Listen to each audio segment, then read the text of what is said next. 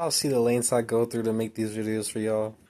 What's up everybody, it's your boy Devin back with another video. I'm here with a tutorial on how to connect your retro game consoles to an old CRT VGA monitor like this. Now, hooking up a retro system like the PS2 to a standard definition CRT like this is easy as hell. With a standard definition CRT, literally all you gotta do is plug it in and any retro game console will output 480i or 240p or whatever it is. But with one of these, it is not so simple, so that's why I got a lot of valid questions from y'all asking how to connect your consoles to this. What I did here was the simplest and cheapest solution, but definitely not necessarily the best.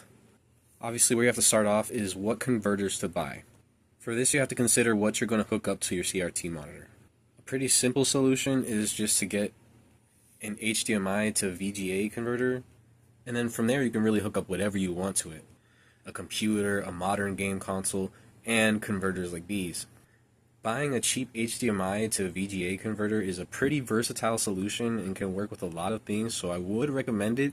But if you're only going to use retro game consoles with it, you can absolutely buy component to VGA converters, which would mean you would only have to buy one converter, which would be cheaper for you. So if you have retro game consoles and you already have component cables set up, that might be your easiest solution, is just to take your standard definition setup and just convert it straight to VGA. The problem with that is that you need to get your console to output 480p and not 480i. With the Wii and the GameCube, that's really easy. All you do is go into the settings, press 480p, and on GameCube you just ask for it to do progressive scan. At the beginning of a game, it'll ask you for progressive scan. The Dreamcast has VGA cables, and so does the Wii. They're kind of harder to find, but you can find cables that connect the Wii and Dreamcast directly through VGA. Not all games work with the Dreamcast at 480p though. I'd say the Dreamcast and the PS2 have very variable resolutions. There's lots of games that can do 480p, but a lot that won't. So you may have to look into hacking your PS2 or your Dreamcast if that's what you want to do. But if you aren't sure that you can get your retro console to output 480p and not 480i, then don't do that. Just go with what I want to do now. So the retro console you want to use only outputs 480i, not 480p. That's totally fine. Again, you can get composite to HDMI converters that are very cheap. There's two things you should keep in mind while you're doing this though. One of the first things you should ever do when you get a CRT monitor is look it up and figure out what resolution it can handle. So, I mean, it's as simple as just seeing like the brand and the numbers on it. It might be in the back too.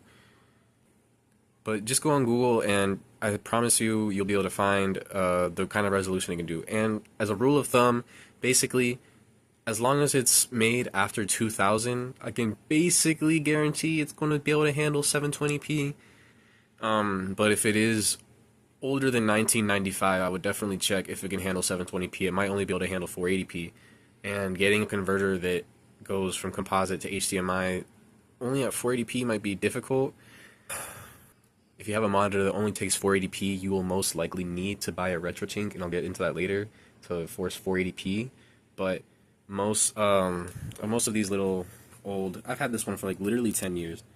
It outputs 720p.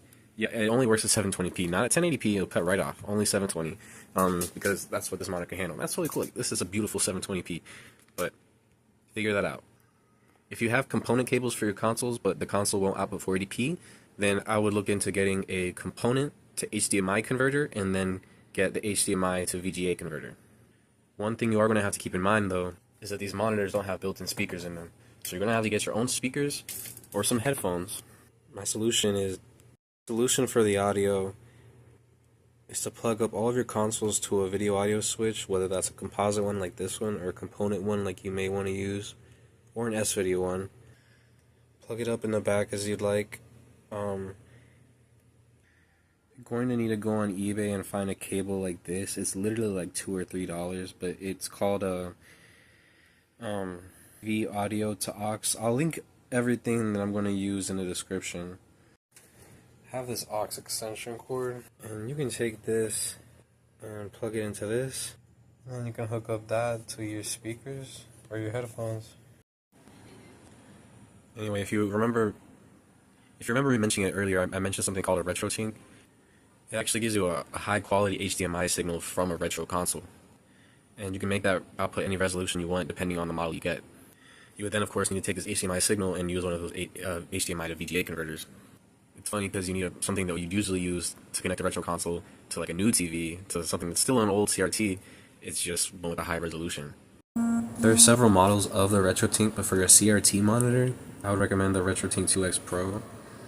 It is $140, but for something like the GameCube, the Xbox, the Dreamcast, the Wii, the PS2, this is definitely what I would recommend. If you have an older console like the Super Nintendo N64 or the NES, you could go cheaper and use one of these. This would work perfectly because you only need composite or S-video. But if you want that nice RGB component from those consoles you're probably already using component cables with, then you would definitely want to go with the 2X Pro. These are expensive, and you have to make sure that it's worth it to you. In fact, I would really only say this is worth it if you have a slightly larger VGA CRT monitor, like a 19 or 20. Because the truth is that composite was designed for small CRTs like this. Composite looks good on a small CRT like this. You don't really need component. Visually, for $20 for 2 converters, this is perfectly fine. The main reason I would recommend a RetroTink is for the input lag. Now the thing is, even with this 10-year-old converter that I have, the input lag was not that bad in the first place, and these CRT monitors have like incredible refresh. Like they're just like the picture's like immediately there, so you don't feel a whole lot of input lag. This is Super Mario Sunshine through the composite to HDMI and then HDMI to VGA. Looks pretty nice. I'd say all things considered, it looks pretty good.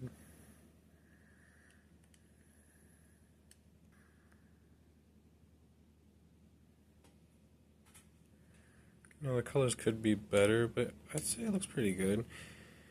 Now here's the input lag test.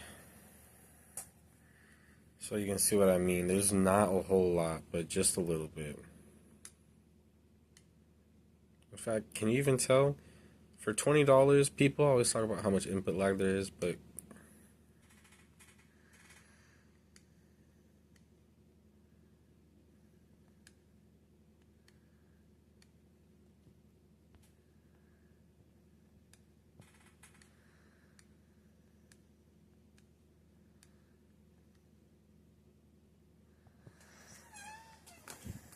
I don't have a RetroTink, but this is Super Mario Sunshine running on the Nintendo Switch, Super Mario All-Stars.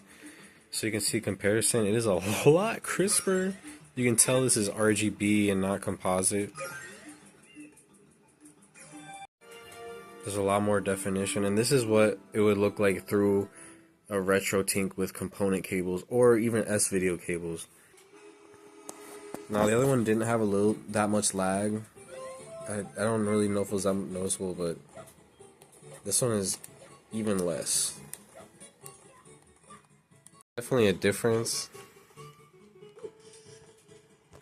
But again, it's really about what it matters to you. This composite to HDMI to VGA converter is only $20, and a RetroTink is at least $100.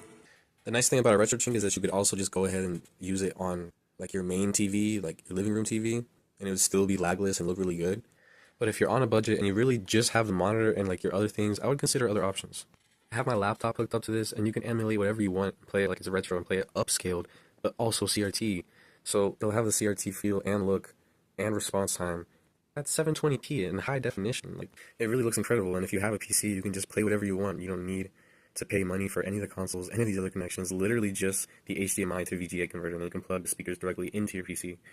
So as always, it's really up to what works for you. Monitors like this aren't super easy to come by, and when you get one, of course you want to use it, and you should. If you're like, man, I really want a CRT monitor, leave a comment and subscribe. And I'll make a tutorial just like this. I made this tutorial because people left questions on my last video, and I just wanted to answer them all at once. So if you made it this far, thank you so much for watching.